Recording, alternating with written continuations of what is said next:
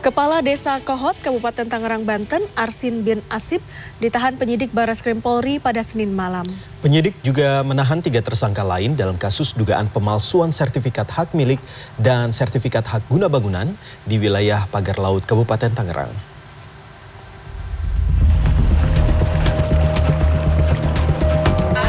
Setelah diperiksa selama 8 jam, penyidik Direktorat Tindak Pidana Umum Barreskrim Polri menahan Kepala Desa Kohot, Kabupaten Tangerang, Arsin bin Asip.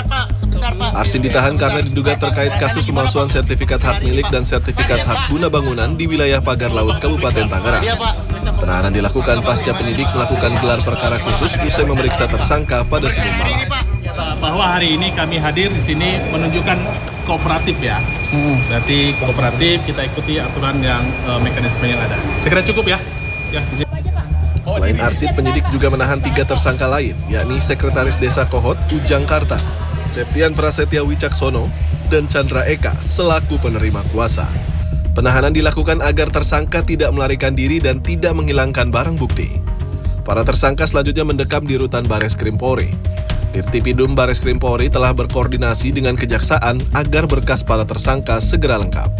Alasan penahanan, objektivitas penyidik, kami meyakini pertama tentu saja agar tersangka tidak melarikan diri, tersangka tidak menghilangkan barang bukti, kemungkinan masih ada barang bukti yang akan kita perlukan untuk pengembangan perkara ini.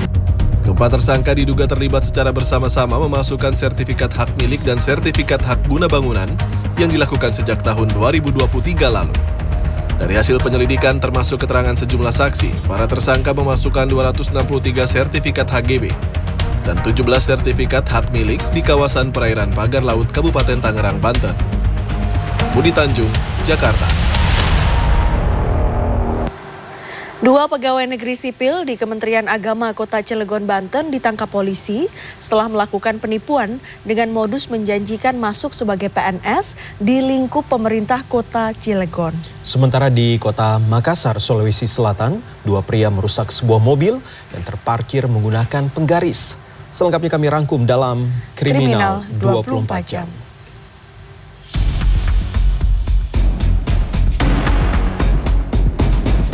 Rekaman video amatir ini menunjukkan aksi perusakan di Jalan Cendrawasih, Kota Makassar, Sulawesi Selatan. Terlihat 2 pria merusak sebuah mobil yang terparkir menggunakan penggaris untuk memaksa membuka kendaraan itu pada Sabtu lalu. Pada Minggu malam, tim unit Jatanras Polrestabes Makassar menangkap kedua tersangka. Kasubnit Jatanras Polrestabes Makassar, Ibda Andre Satya Dharma pada Senin mengatakan, kedua tersangka mengaku merusak mobil karena kesal kendaraan itu diparkir sembarangan selama beberapa hari. Akibatnya beberapa bagian mobil penyok dan pintunya rusak karena dibuka paksa. Kedua tersangka terancam hukuman hingga 5 tahun penjara.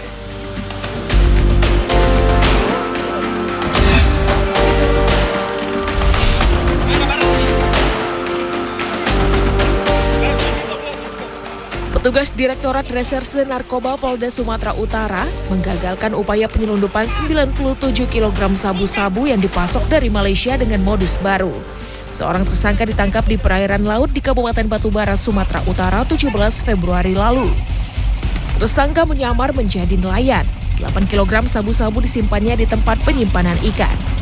Kapolda Sumatera Utara, Inspektur Jenderal Polisi Wisnu Hermawan Senin siang menyebut, tersangka memiliki modus memanfaatkan tenaga kerja ilegal yang kembali ke Indonesia untuk membawa narkoba atau menyamar menjadi nelayan. Dengan perahu-perahu kecil, mereka menjemput barang haram dari kapal laut asal luar negeri.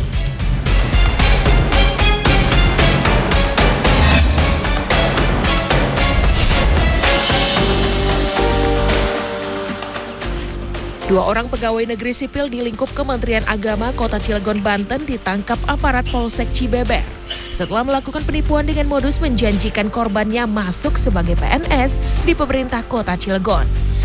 Kadit Reskrim Polsek Cibeber, Ibda Ibnu Majah pada Senin menyampaikan sudah ada 10 orang korban. SI dan MR melancarkan aksi tipu-tipu ini dalam kurun waktu 2 bulan. Korban terperdaya lantaran tersangka kerap menunjukkan file-file bukti mereka bisa memasukkan orang dan diterima sebagai PNS yang ternyata itu file palsu. Tim Liputan CNN Indonesia.